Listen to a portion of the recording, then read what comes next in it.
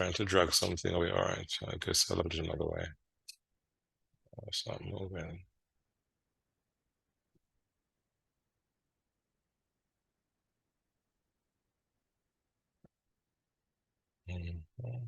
Taskbar is right over there. Good, all right. Got it.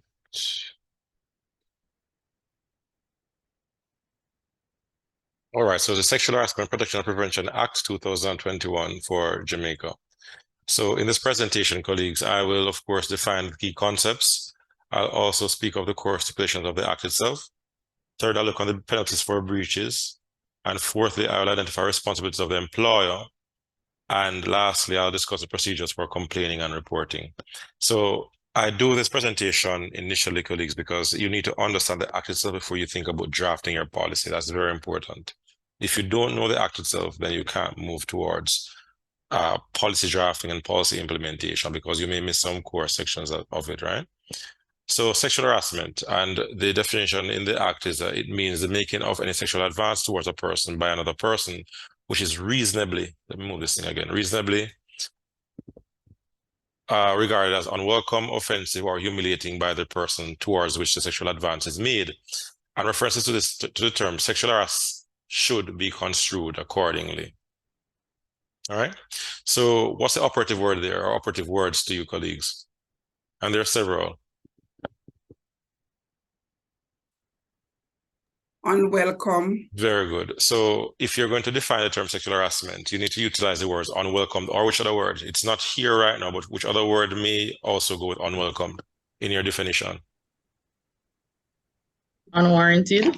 Unwarranted or unwanted. All right, so unwanted, unwarranted, those words are very important in the definition itself. All right.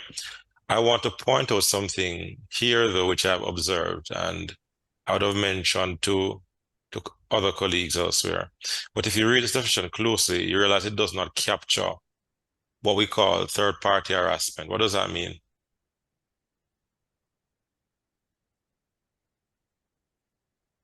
Give you an example? Should I give you an example, guys? Yes. Outside the company? No, not necessarily in that context. But what if, say, me, and let me use Jillian's name for now. Me and Jillian is engaging in the office space in some kind of horseplay, playful behavior, kissing, hugging, patting, and then the other person who's in the space finds it offensive. That may also be deemed to be third-party harassment, guys. You know that? Yes. Am I wrong or right? Quite right, quite right. Right, so we're kissing, stroking, we're talking about our sexual fantasies. There's a colleague in the same space who finds this to be a bit too much for the work environment. We're harassing that person. Does this definition capture that? No. It doesn't, right?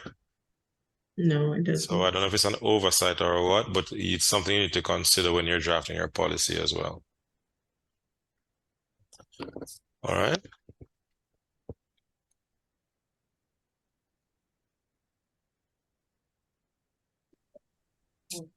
All right.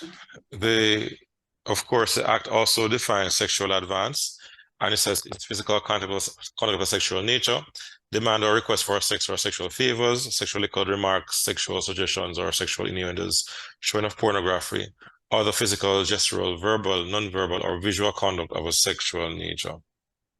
All right?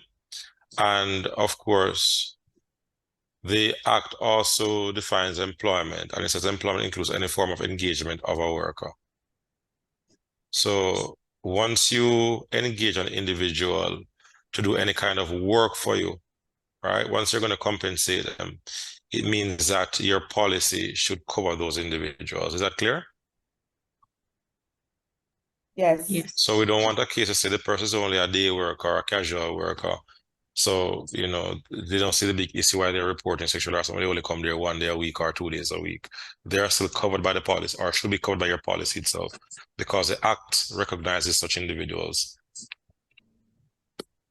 Okay? Okay. Just going through. Worker. So a worker, an employee, domestic worker, person engaged under a contract for a service or a subcontractor, student gaining experience of volunteer person of of a class prescribed by the minister for the purposes of this definition after consultation with the minister with responsibility for labor. Are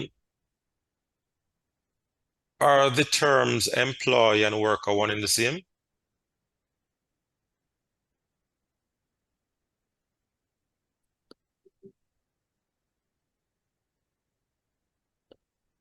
Not necessarily Not in this case. necessarily in this case. All right. I want to hear what persons think. Do I want to get you, well, mainly engaged? Veronica, you can comment.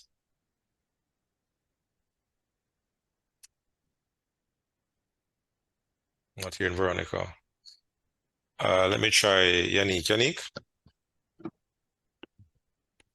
No, so the worker, in my opinion, would be anybody doing anything for the company. Mm-hmm. The employee would be the person who is contractually or permanently or whatever other way employed to the company. That's my observation. That's how you see it. Okay. Yeah. And you're not wrong, but let me just refine it. So the employee colleagues is somebody who's directly employed by the company. So there's a linear relationship, personal employment contract or a job letter. Are you following? Yes. A worker, no, there may be variations. One example is that the person who, in some cases, is your security guard but employed, a guardsman is a worker to you, right? Yes. Right. But employee where? Guardsman. A guardsman. Very good. So you have to understand those dynamics. And I'm seeing a lot of hybrid contracts these days, by the way. So you have to understand the different variations. I'm also seeing where persons who maybe independent contract, well, they have a contract for services, but based on the nature of the arrangement, when you look at it, they're being supervised, they're given lunch, different things, they wear uniform, all these things. Those persons may be deemed to be employees, even though they have a contract for services. So you have to be very careful. All right. However, when drafting your policy, you realize what covers, and in your case, maybe you'll add a few categories as well. Possibly, what would you add here in your case?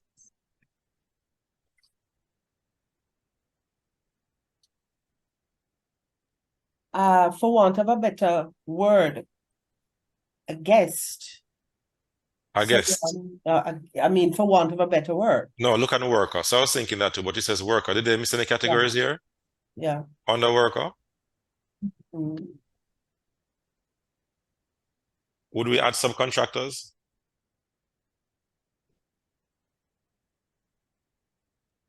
That's the subcontractor there already.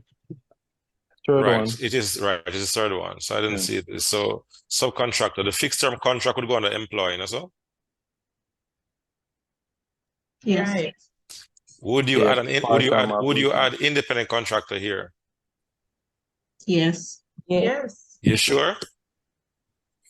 Yes, because the independent contractor is engaged by the company to complete the work that they're being compensated for. Yeah, but is the independent contractor a worker though? I mean, think about it, guys. Who's an independent contractor? Could be a company. Could be a company, but how do they function in its purest form? What does the independent contractor do? Do you give him instructions on a daily basis? No. No. No, very good. Okay. Should he wear your company's uniform? No. No. No, all right. Should you give him lunchtime? No. No. Do you give him many benefits, like, for example, vacation or sick leave or so on? No. No. Yeah, exactly. So it doesn't fall under the category worker. That's a specialist. Right. But So- however, Yeah. I'm not saying to you that you should not write your policy to provide protection for such persons. I'm just saying that based on the act. The independent contractor is not here because it's not a worker. All right? So be very careful how you word your policies. Lenworth, you had a point, I think? No, it was the same thing I was going to say. It Mm. doesn't mean that they shouldn't be considered. Exempted from it, right? Yeah. So you should include them, but I'm just saying that the act itself covers these persons right here when it speaks of worker. But if you want to, you can always broaden the scope, and you'll see that further in some aspects. Let me see if there's anything here I need to go through with you. Mm. And can I ask, Yes, yes, yes. does that mean, therefore, that those people who we have just mentioned, the Mhm. independent contractor or someone who is visiting your premises for whatever reason, Mhm. they would not be subject to the penalties, although they may commit Mhm. uh, A sexual so-called, harassment act they would have breached in some right, kind of way. So you're saying exactly, the independent contractor would have been contracted to do a particular task over a particular period, and they would have harassed someone? right. It means that you have to have a policy which deals with them. So that you're this very same policy, you may have a version for independent contractors. Are you following? Or if you want to broaden the scope of this contract, you can say it covers persons who engage the organization or were engaged by the organization. It depends. So you can do it two ways. Question. Mhm. Um, I'm thinking of two scenarios currently in the context of my own company. Yes. So for example, you outsource, say, cleaning arrangements. Mhm. That person comes in, they Mhm. clean the office space, and so they could be the perpetrator or victim of Mhm. a sexual harassment versus uh say you outsource legal services. Most of those meetings are like on Zoom. They're not Mhm. necessarily in our space. They're both Mhm. independent contractors, but the context in which they operate in our company is different. Mhm. Then phrase it Mhm. to say not necessarily broad brush all independent contractors, but in relation to their duties or their engagement with our company. Right. So you're saying let's do with the cleaning company. So the cleaning company is engaged to send persons to clean on a daily basis, right? Um, Not on a daily basis, probably like 2 days a days week, out of right? the week. Mm-hmm. Mm-hmm. Am I correct? Yeah, about. Right. So I'm saying through that particular engagement, through that particular company, you can ensure that you enforce your sexual harassment policy. And it ties back to the point I made earlier. It will be specific for those kind of hybrid contracts or for independent contractors. So they'll sign to it. Are you following? And all persons who are deployed to your company are bounded by that particular agreement as well. Okay, so in our engagement with the third party Party. or that Yeah, agency, the agency, then right. the sexual harassment policy would Right. be a part of that And engagement. disseminated to all persons who will be deployed to the company. Okay, All right. But you would not, but the wording would be different from the one you give to your employees. understood. Okay. Are you following, team? Yes. Okay. One Yes. question. Yes. How do you handle, like, say, a plumber that comes in to do something, or if you have somebody coming in to fix a computer, or would they be Once it's subject to contractual, signing a yes, man. policy? Once it's contractual, you put, because I'm just going to assume that it's a contractual arrangement. Am I correct? I Hello? Well, guess well, maybe not officially, but I No, man, guess but it then is. but then you're gonna have so then that's the issue. So you're gonna have to formalize an arrangement with the persons and Right. then share with them the same contract would be used for independent contractors. Mhm. Because you tell the plumber, look, the pipe is broken, you need to fix it and whatever it is by by a particular date or whatever it is. But you have the policy where they assign to the task to be done and also that they'll be bound by certain policies of the company, one of which will be your sexual harassment, sexual harassment prevention policy or your anti-sexual harassment policy. Okay. And that's a good point because you find cases where an individual is contracted to do a particular task, and in one day they harass so many persons. Mhm. Right? I've seen that. I've seen the case that over and over. All right. just to add to that, sorry, Yes. just a little addition to that. Mm, What's the situation where somebody, for example, the plumber, I'm gonna continue the plumber. Mm. The plumber is unable to, for whatever reason, can't make it, right? And he refers somebody else. Mm. That person would be just like a one-off scenario. So he would come Engagement in, or yeah, one-off interaction with the company. yeah, Mm. a one-off engagement. How you deal with that situation And like that? your contract permits that.